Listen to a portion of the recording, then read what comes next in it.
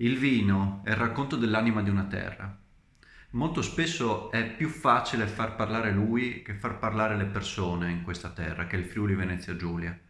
Io ho cercato di raccoglierlo nel libro che vedete alle mie spalle, che potete trovare ovunque, ma continueremo a farlo. L'obiettivo è raccontare attraverso il vino i friulani e questa terra. Quando si sceglie un vino bisognerebbe sempre fare in modo di pensare alla persona con la quale lo si vuole condividere o alle persone.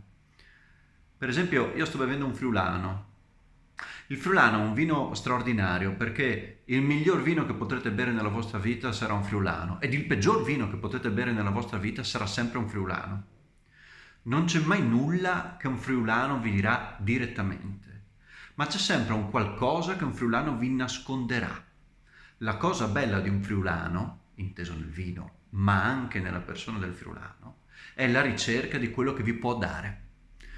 Grazie alle storie di vino andremo a fondo, e grazie al vino, andremo a fondo a quello che i friulani possono darci. Impareremo dai vini quello che i friulani non dicono, perché quello che i friulani non dicono sono in grado di berlo.